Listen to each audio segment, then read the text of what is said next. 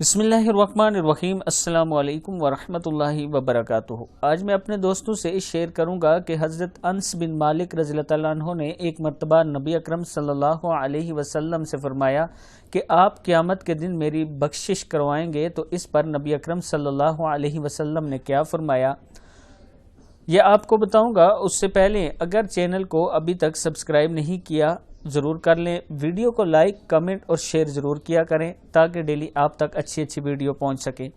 تو سٹارٹ کرتے ہیں۔ بسم اللہ الرحمن الرحیم۔ حضرت انس بن مالک رضی اللہ تعالیٰ عنہ کہتے ہیں، میں نے حضور اکرم صلی اللہ علیہ وسلم سے عرض کی ان یشفع لی یوم القیامہ، یعنی آپ روز قیامت میری بخشش کریں گے؟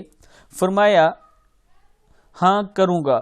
میں نے فوراً عرض کی میں آپ کو کہاں تلاش کروں گا؟ تو فرمایا پل صراط پر۔ عرض کی اگر وہاں نہ پاؤں تو آپ صلی اللہ علیہ وسلم نے فرمایا عند المیزان، پھر عند الحوض، پھر میزان اور پھر حوض کوثر پر۔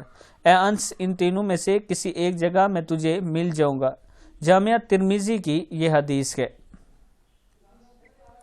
آپ دیکھ سکتے ہیں جامعہ ترمذی کی یہ حدیث کا حوالہ موجود ہے۔